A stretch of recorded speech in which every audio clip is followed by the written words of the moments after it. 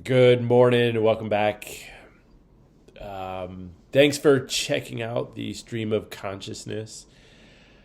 I've wanted to take more time to document in writing and in audio um,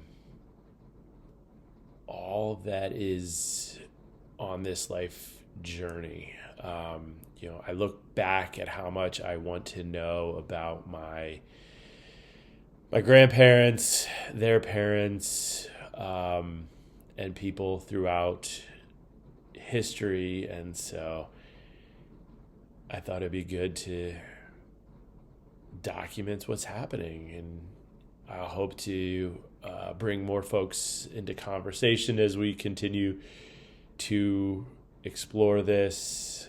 And so today, what has been surfacing, the fact that there is something instead of nothing. That I get to have this life, I get to be part of this existence. I think it is super easy at times for me to take it for granted. It's easy to get wrapped up in all the things that are happening, social, cultural pressures, instead of just taking the time to bring awareness to this existence. I have the opportunity to live this life. And when you stop and pause and reflect on that, it really is special, at least for me. And it's something that I'm navigating, that I get to experience this magnificent mystery. I bear witness to the suffering in my community and across the globe. And I get to be part of love and community with friends, family, my amazing partner. And really, I think the takeaway or my practice is, how can I relax the grip in thinking of how things should be? Or how can I let go of the stuff that I want to control? How can I be more like water? Go with the flow, but still have the power, the passion, the direction that comes with that. And really, in my practice, it just comes from waking up in the morning and reminding myself of all these things, that I am fortunate. It really is a miracle that any of us are here. Consciousness is a miracle. All that spiraling in our heads, are miracles, and it can be really easy to get away from that, to be overwhelmed. I know I deal with it. To sometimes just say screw it and throw your hands in the air. When we do bear witness to the greed, the ego, the suffering, I know all that surfaces within. I know I bear witness to greed, ego, and suffering in my community. And yeah, there's some days where it's really hard, where those emotions and those feelings and bearing witness to the suffering, are the dominant feelings. But at the same time, not pretending that those don't exist, we can have love, we can have gratitude, we can have patience, we can pause and have awe and curiosity that we even exist, that we have consciousness, that somehow my brain is thinking and forming words, and that we are in connection with each other.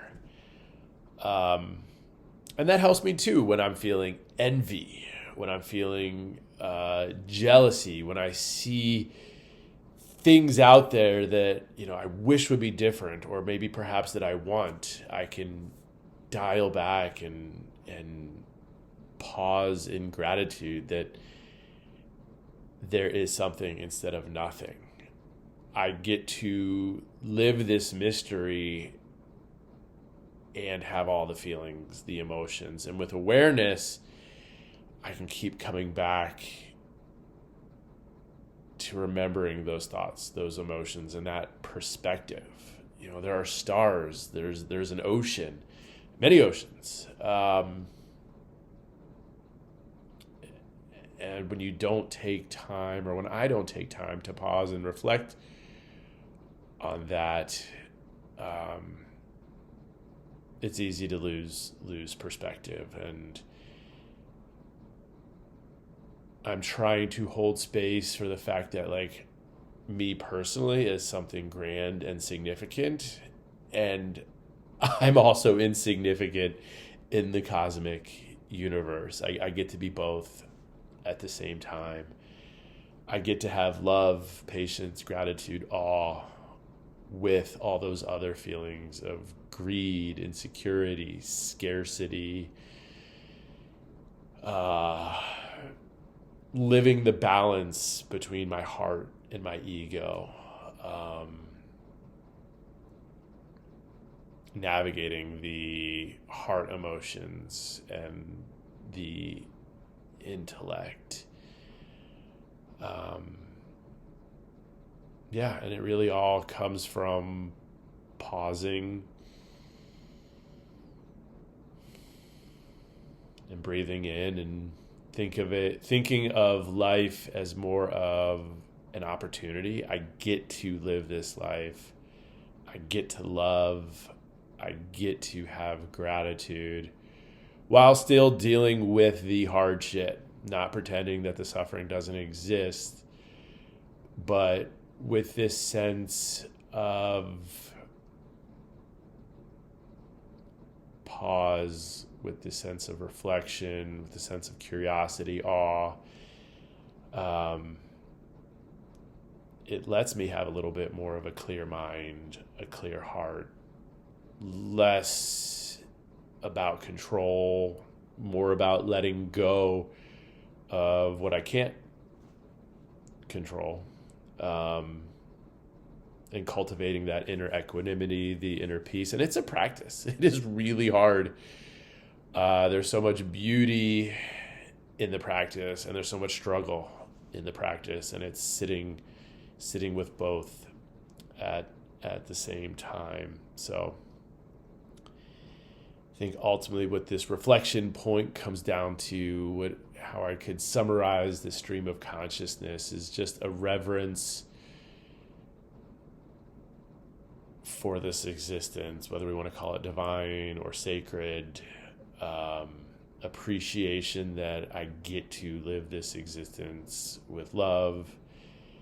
I can continue to attempt and practice gratitude, patience, compassion, and do so in community. Because as much as this is an individual reflection, I am so grateful for my partner, my boys. I got to do a road trip with AJ, even though he wasn't feeling good, and just a wonderful, wonderful experience just to spend time together, that I get to drink coffee and break bread with so many wonderful humans, and be grateful for this very, very, very limited time that I have. And instead of ruminating on what's come or what's happened previously, or being overwhelmed or anxious about what's coming next, not that those feelings don't exist, I can be intentional about living with love, patience, grace, awe, and appreciate this magnificent mystery, honoring and bearing witness to the suffering and living with love. And I know, or I feel confident that, when my time is up on this planet and my consciousness ceases to exist, that I can look back if I was intentional, if I brought awareness, if I appreciated this, that there is something, and that appreciation was shown with love and curiosity and awe and patience and gratitude, that it'll be a life lived well. So if you made it this far, thank you for listening, and I'm sending you love, and I hope this moment brings you joy, love, and compassion, and all the wonderful things. Thanks, y'all. Have a good one.